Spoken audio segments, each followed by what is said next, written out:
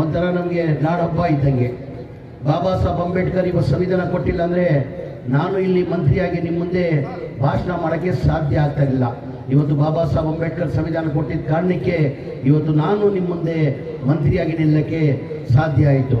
ಬಾಬಾ ಸಾಹೇಬ್ ಅಂಬೇಡ್ಕರ್ ಸಂವಿಧಾನ ಕೊಡಬೇಕಾದ್ರೆ ಸ್ವಾತಂತ್ರ್ಯ ಬಂದಿದ್ದು ನಮಗೆ 1947 ಸ್ವಾತಂತ್ರ್ಯ ಬಂದಿದ್ದು. ಜವಾಬ್ದಾರಿಯನ್ನು ಬಾಬಾ ಸಾಹೇಬ್ ಅಂಬೇಡ್ಕರ್ಗೆ ಕೊಟ್ಟಿದ್ರು. ಬಾಬಾ ಸಾಹೇಬ್ ಅಂಬೇಡ್ಕರ್ ಹಡಾವಡಿಯಲ್ಲಿ ಬರೀಬಹುದಾಗಿತ್ತು. ಅಂದರೆ ಬಾಬಾ ಸಾಹೇಬ್ ಅಂಬೇಡ್ಕರ್ ಸಂವಿಧಾನ ಬರೀಬೇಕಾದ್ರೆ ಕನಿಷ್ಠ 3 ವರ್ಷ ತಗೊಂಡು 1950 ಸಂವಿಧಾನನ ಬರೆದಿದ್ದಾರೆ. ನಮಗೆಲ್ಲ ಇವತ್ತು ಗೊತ್ತಿದ್ದಂಗೆ ಇವತ್ತು ಬಾಬಾ ಸಾಹೇಬ್ ಅಂಬೇಡ್ಕರ್ ಸಂವಿಧಾನ ಎಲ್ಲ ಸಮಾನ ಹಕ್ಕು ಎಲ್ಲರಿಗೂ ಕೊಟ್ಟಿದ್ದಾರೆ, ಎಲ್ಲರಿಗೂ ಸಿಗ್ಬೇಕಂತ. ಇವತ್ತು ನಮ್ಮ ಸರ್ಕಾರ ಬಂದು 2 ವರ್ಷದ 8 ತಿಂಗಳು ಆಗಿದೆ. ನಮ್ಮ ಸರ್ಕಾರದಲ್ಲಿ ಒಳ್ಳೊಳ್ಳೆ ಅಭಿವೃದ್ಧಿ ಕೆಲಸನ ಹಮ್ಮಿಕೊಂಡು ಬರ್ತಾ ಇದ್ದಾರೆ. ನಾನು ವಸತಿ ಮಂತ್ರಿಯಾಗಿ ನಾನು ಬಂದಾದಮೇಲೆ ನಮಗೆಲ್ಲ ಗೊತ್ತಿದ್ದಂಗೆ ಹಿಂದಿನ ಸರ್ಕಾರದಲ್ಲಿ ಸಿದ್ದರಾಮಯ್ಯ ಮುಖ್ಯಮಂತ್ರಿ ಇರುವಾಗ 15, 16, 17, 18 1,80,253 ಮನೆಗಳು ಸ್ಯಾಂಕ್ಷನ್ ಮಾಡಿದ್ರು. ಅದಾದಮೇಲೆ ಒಂದು ಮನೆಯೂ ಸ್ಯಾಂಕ್ಷನ್ ಮಾಡಿಲ್ಲ, ಒಂದು ಮನೆಯೂ ಕೊಡೋಕ್ಕೆ ಸಾಧ್ಯ ಆಗಿಲ್ಲ. ಕಾರಣ ಅಂದರೆ ಒಂದು ಮನೆ ಕಟ್ಟಬೇಕಾದ್ರೆ 7.5 ಲಕ್ಷ ರೂಪಾಯಿ ಆಗ್ತದೆ. 7.5 ಲಕ್ಷದಲ್ಲಿ ಕೇಂದ್ರ ಸರ್ಕಾರದಿಂದ 1.5 ಲಕ್ಷ ಕೊಡ್ತಾರೆ, ರಾಜ್ಯ ಸರ್ಕಾರದಿಂದ 1,20,000 ಜನರಲ್ ಕೊಡ್ತಾರೆ. SC ST ಇದ್ದರೆ 2 ಲಕ್ಷ ಕೊಡ್ತಾರೆ. ಅವರೇಜ್ ತೊಗೊಂಡ್ರೆ 3 ಲಕ್ಷ ಆಯಿತು. 7.5 ಲಕ್ಷದಲ್ಲಿ 3 ಲಕ್ಷ ಹೋದರೆ 4.5 ಲಕ್ಷ ಬೆನಿಫಿಷರಿ ಕೊಡಬೇಕಾಗಿತ್ತು. ಪಾಪ ಬಡವ್ರು ಕೊಡೋಕ್ಕೆ ಸಾಧ್ಯ ಆಗಲ್ಲ. ನಮ್ಮ ಟೋಟಲಿ 1,10,253 ಮನೆಗೆ ಬೆನಿಫಿಷರಿ ಪೇಮೆಂಟ್ ಬರಬೇಕಾಗಿದ್ದು 7,400 ಕೋಟಿ ಬರಬೇಕಾಗಿತ್ತು. ನಮ್ಗೆ ಬಂದಿದೆ 310 ಕೋಟಿ. ಯಾರು 5,000 ಕೊಟ್ಟವ್ರೆ, ಯಾರು 10,000 ಕೊಟ್ಟವ್ರೆ, ಯಾರು 15,000 ಆದಮೇಲೆ ಬಡವ್ರು ಕೊಡೋಕ್ಕೆ ಸಾಧ್ಯ ಆಗಿಲ್ಲ. ನಮಗೆಲ್ಲ ಗೊತ್ತಿದ್ದಂಗೆ ಚುನಾವಣೆ ಟೈಮಲ್ಲಿ ನಾವು 23 ಚುನಾವಣೆ ಟೈಮಲ್ಲಿ ನಾವು 5 ಗ್ಯಾರಂಟಿಯನ್ನು ಘೋಷಣೆ ಮಾಡಿದ್ವಿ. ಎಲ್ಲರೂ ವಿರೋಧ ಪಕ್ಷದವರು ಈ ಗ್ಯಾರಂಟಿಗಳು ಲಾಗು ಮಾಡೋಕ್ಕೆ ಸಾಧ್ಯ ಆಗಲ್ಲ. ಕಾರಣ ಅಂದರೆ ಈ ಗ್ಯಾರಂಟಿಗಳು ಲಾಗು ಆಗಬೇಕಾದ್ರೆ ಕನಿಷ್ಠ 55ರಿಂದ 60,000 ಕೋಟಿ ಆಗ್ತದೆ. ಈಗ ಬರೀ ಇವರು ರಾಜಕೀಯ ಭಾಷಣ ಮಾಡಿದರೆ ಈ ಗ್ಯಾರಂಟಿಗಳು ಲಾಗು ಆಗೋಕ್ಕೆ ಸಾಧ್ಯ ಆಗಲ್ಲ ಅಂದರು. ನಮ್ಮ ಸರ್ಕಾರ ಬಂದು ಮಾನ್ಯ ಸಿದ್ದರಾಮಯ್ಯ ಮುಖ್ಯಮಂತ್ರಿಯಾಗಿ 1 ತಿಂಗಳಲ್ಲಿ ಈ 5 ಗ್ಯಾರಂಟಿಯನ್ನು ಜಾರಿ ಮಾಡೋದು ನಮಗೆಲ್ಲ ಗೊತ್ತೇ ಇರೋದು ವಿಚಾರ. ನಾವು ಚುನಾವಣೆ ಟೈಮಲ್ಲಿ ಘೋಷಣೆ ಮಾಡಿಲ್ಲ, ಈ ಬಡವರಿಗೆ ಮನೆ ಕೊಡ್ತೀವಂತ ನಾವು ಘೋಷಣೆ ಮಾಡಿಲ್ಲ. ಇದು ನನ್ನ 6ನೇ ಗ್ಯಾರಂಟಿ. ನಮ್ಮ ಸರ್ಕಾರದ್ದು ಇದು 6ನೇ ಗ್ಯಾರಂಟಿ ಅಂತ ಹೇಳಕ್ಕೆ ಬಯಸ್ತಾ ಇದ್ದೀವಿ. ನನ್ನ ಗಮನಕ್ಕೆ ಬಂದಾದಮೇಲೆ ಜನ ಪಾಪ ಎಲ್ಲ ಬೀದಿಯಲ್ಲಿದ್ದಾರೆ, ಜನ ದುಡ್ಡು ಕಟ್ಟಕ್ಕೆ ಸಾಧ್ಯ ಆಗಲ್ಲ ಅಂದಮೇಲೆ ನಾನು ಪ್ರಸಾದ್ ದಬ್ಬ ಅವರು ಚೇರ್ಮನ್ ಅವರು ಹೆಂಗಪ್ಪ ಮನೆ ಮುಖ್ಯಮಂತ್ರಿಗಳಿಗೆ ಹೇಳೋದು, ಏನಕ್ಕೆ ಈ ಗ್ಯಾರಂಟಿಗಳಿಗೆ 55ರಿಂದ 60,000 ಕೋಟಿ ಆಗ್ತದೆ. ಅದರಲ್ಲಿ ನಾವು ಹೋಗಿ ಹೆಂಗೆ ಕೇಳಿದ್ದು 7,500 ಕೋಟಿ ಅಂತ ಹೇಳ್ಬಿಟ್ಟು ನಾವು ಧೈರ್ಯ ಮಾಡಿ ಮನೆ ಮುಖ್ಯಮಂತ್ರಿಗೆ ಗಮನಕ್ಕೆ ತಂದು, ಸರ್ ಹಿಂದಿನ ಸರ್ಕಾರದಲ್ಲಿ ತಾವೇ ಮುಖ್ಯಮಂತ್ರಿ ಇರುವಾಗ ಈ ಮನೆಗಳು ಸ್ಯಾಂಕ್ಷನ್ ಮಾಡಿದ್ದು, ಅದಾದಮೇಲೆ ಒಂದು ಮನೆಯೂ ಸ್ಯಾಂಕ್ಷನ್ ಮಾಡಿಲ್ಲ, ಒಂದು ಮನೆಯೂ ಕೊಡೋಕ್ಕೆ ಸಾಧ್ಯ ಆಗಿಲ್ಲ. ಪಾಪ ಜನ ಭಾಳ ನಂಬ್ಕೊಂಡಿದ್ದಾರೆ, ಮನೆ ಕಟ್ಕೊಡ್ತೀವಿ ಅಂತ ಹೇಳ್ಬಿಟ್ಟು ನಮ್ಮ ಸರ್ಕಾರ ವತಿಯಿಂದನೇ ನಾವು 4 ಲಕ್ಷ ಕೋಟಿ ಮನೆಗಳು ಕಟ್ಟಬೇಕಂತದಂತ ಮನೆ ಮುಖ್ಯಮಂತ್ರಿ ಗಮನಕ್ಕೆ ತಂದ್ವಿ.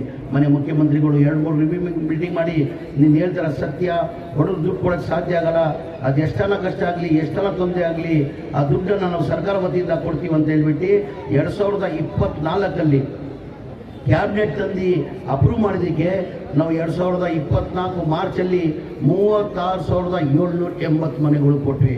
ಅದಾದಮೇಲೆ ಇದೇ ತಿಂಗಳಲ್ಲಿ 24ನೇ ತಾರೀಕಿನಲ್ಲಿ ಹುಬ್ಳಿದಲ್ಲಿ ದೊಡ್ಡ ಮಟ್ಟದಲ್ಲಿ ಕಾರ್ಯಕ್ರಮ ಮಾಡಿ 42,345 ಮನೆ ಕೊಟ್ವಿ. ಒಟ್ಟಾಗಿ ನಮ್ಮ ಸರ್ಕಾರ ಬಂದಾದಮೇಲೆ 80,000 ಮನೆಗಳು ನಾವು ಕೊಟ್ಟಂಗಾಯಿತು. ಮನೆ ಮುಖ್ಯಮಂತ್ರಿಗಳು ಸೂಚನೆ ಕೊಟ್ಟಿದ್ದಾರೆ.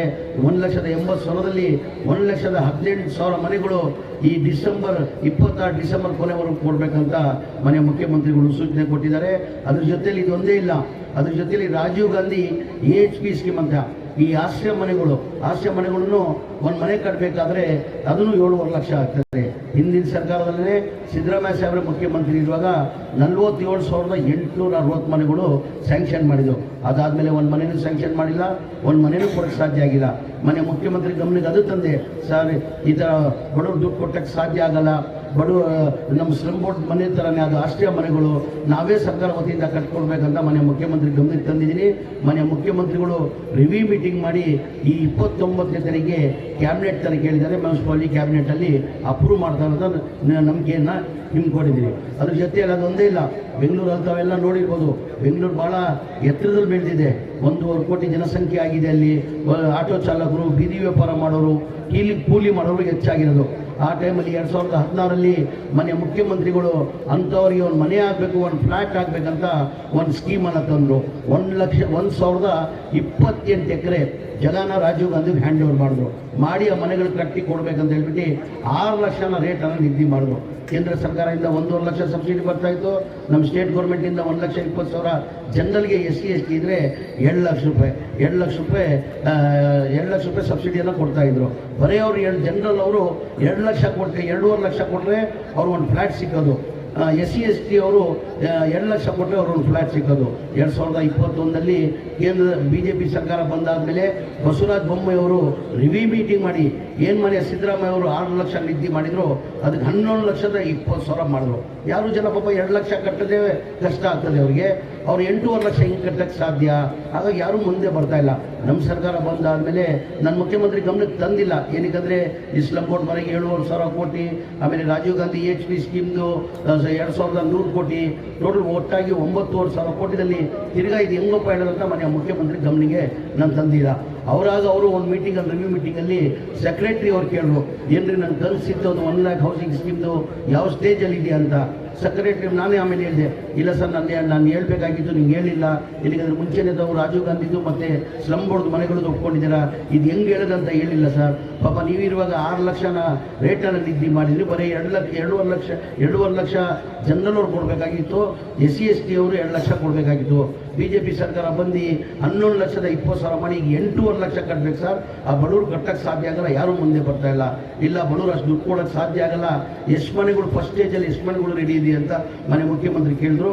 13,000 ಚಿಲ್ಲರೆ ಮನೆಗಳು ಇದ್ದಿದ್ದಕ್ಕೆ ಆಯಿತು, ಸರ್ಕಾರ ವತಿಯಿಂದ 1 ಲಕ್ಷ ರೂಪಾಯಿ ನಾವು ಕಡಿಮೆ ಮಾಡುವ, ನಾವು ಕೊಡ್ತೀವಿ ಸರ್ಕಾರ ವತಿಯಿಂದ ಕ್ಯಾಬಿನೆಟ್ ಅಂತ ತಂದು ಅಪ್ರೂವ್ ಮಾಡಿದ್ರು. ಅದಾದಮೇಲೆ ಅದರಲ್ಲಿ ಬ್ಯಾಂಕಲ್ಲಿ ಮನೆ ಮುಖ್ಯಮಂತ್ರಿಗಳು ಸೂಚನೆ ಕೊಟ್ಟರು, ಬ್ಯಾಂಕಲ್ಲಿ ಲೋನ್ ತೊಗೊಂಡು 5 ಲಕ್ಷ ಲೋನ್ ತೊಗೊಂಡು ಅವ್ರ ಮನೆಗಳು ಕೊಡಬೇಕಂತ ಸೂಚನೆ ಕೊಟ್ಟರು. ನಾನು ನ್ಯಾಷನಲೈಸ್ ಬ್ಯಾಂಕ್ ಅವರು ಭಾಳ ಜನಕ್ಕೆ ಕರೆದೆ. 1 ತಿಂಗಳು ನಾವು ಕಂಟಿನ್ಯೂಸ್ ಪ್ರಯತ್ನ ಮಾಡಿದ್ವಿ. ನಾವು ಯಾರೂ ನ್ಯಾಷನಲೈಸ್ ಬ್ಯಾಂಕ್ ಅವ್ರು ಮುಂದೆ ಬಂದಿಲ್ಲ. ಕಾರಣ ಅಂದರೆ ಸಣ್ಣ ಪುಟ್ಟ ಪಾಪ ಬಡವರು ಯಾವುದೋ 2 ವೀಲರ್ಗೋ ಮತ್ತೊಂದಕ್ಕೋ ಯಾವುದಕ್ಕೋ ಲೋನ್ ತೊಗೊಂಡಿರ್ತಾರೆ. ಯಾರೂ ನ್ಯಾಷನಲೈಸ್ ಬ್ಯಾಂಕ್ ಅವ್ರು ಮುಂದೆ ಬಂದಿಲ್ಲ. ಮನೆ ಮುಖ್ಯಮಂತ್ರಿಗೆ ನಾನು ಗಮನಕ್ಕೆ ತಂದೆ, ಸರ್ ನ್ಯಾಷನಲೈಸ್ ಬ್ಯಾಂಕ್ ಅವ್ರು ಯಾರೂ ಮುಂದೆ ಬರ್ತಾಯಿಲ್ಲ, ಪಾಪ ಅವ್ರು ಯಾವುದೂ ಸಿಬಿಲ್ ಸಿಗ್ತಾಯಿಲ್ಲ ಬಡವ್ರಿಗೆ ಲೋನ್ ಕೊಡೋಕ್ಕೆ. ಹಾಗಾಗಿ ನ್ಯಾಷನಲೈಸ್ ಬ್ಯಾಂಕ್ ಅವ್ರು ಬರ್ತಾ ಇಲ್ಲ. ಪ್ರೈವೇಟ್ ಬ್ಯಾಂಕಲ್ಲಿ ತೊಗೊಳ್ಬೇಕಾದ್ರೆ 11% ಆಗ್ತದೆ, ನ್ಯಾಷನಲೈಸ್ ಬ್ಯಾಂಕಲ್ಲಿ ತೊಗೊಳ್ಬೇಕಾದ್ರೆ 7% ಆಗ್ತದೆ. ಅಂದರೆ ನ್ಯಾಷನಲೈಸ್ ಬ್ಯಾಂಕಲ್ಲಿ ತೊಗೊಂಡ್ರೆ ಬರೀ 5,000 EMI ಕಟ್ಟಬೇಕಾಗ್ತದೆ ತಿಂಗಳಿಗೆ. ಪ್ರೈವೇಟ್ ಬ್ಯಾಂಕಲ್ಲಿ ತೊಗೊಂಡ್ರೆ 8,500 ಕಟ್ಟಬೇಕಾಗ್ತದೆ.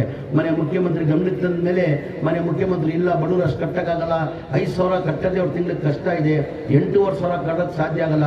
ನೀನು ಕ್ಯಾಬಿನೆಟ್ ತೊಗೊಂಡ್ಬಾ ನೀನು ನ್ಯಾಷನಲೈಸ್ ಬ್ಯಾಂಕಲ್ಲಿ ಏನು ಇಂಟ್ರೆಸ್ಟ್ ಇದೆ ಬೆನಿಫಿಷರಿ ಅಷ್ಟೇ ಕೊಡಲಿ, ಮಿಕ್ಕಿದ ಅಮೌಂಟ್ ಏನಿದೆ ಪ್ರೈವೇಟ್ ಬ್ಯಾಂಕಲ್ಲಿ ತೊಗೊಳ್ಳೋದು ಅದು 7% ಇದೆ, ಆ ಸರ್ಕಾರ ವತಿಯಿಂದ ಕೊಡ್ತಾರೆ ಅಂತ ಹೇಳ್ಬಿಟ್ಟು ಕ್ಯಾಬಿನೆಟ್ ತಂದು 1,600 ಕೋಟಿ ರೂಪಾಯಿ ಮನೆ ಮುಖ್ಯಮಂತ್ರಿಗಳು ಬೆನಿಫಿಷರಿ ಕಡಿಮೆ ಮಾಡಿದ್ರು. ಅಂದರೆ ಹೇಳೋದು ವ್ಯತ್ಯಾಸ. ನಮ್ಮ ಸರ್ಕಾರದಲ್ಲಿ ಏನೇನು ಕೆಲಸ ಮಾಡ್ತೀವಿ ಅಂತ ತಮ್ಗೆ ಹೇಳಕ್ಕೆ ಬಯಸ್ತಾ ಇದ್ದೀನಿ. ಹಾಗಾಗಿ ನಿಮ್ಮ ಸರ್ಕಾರ ಬಂದು ಭಾಳಷ್ಟು ಕಾರ್ಯಕ್ರಮವನ್ನು ಕೊಡ್ತಾ ಇದ್ದಾರೆ.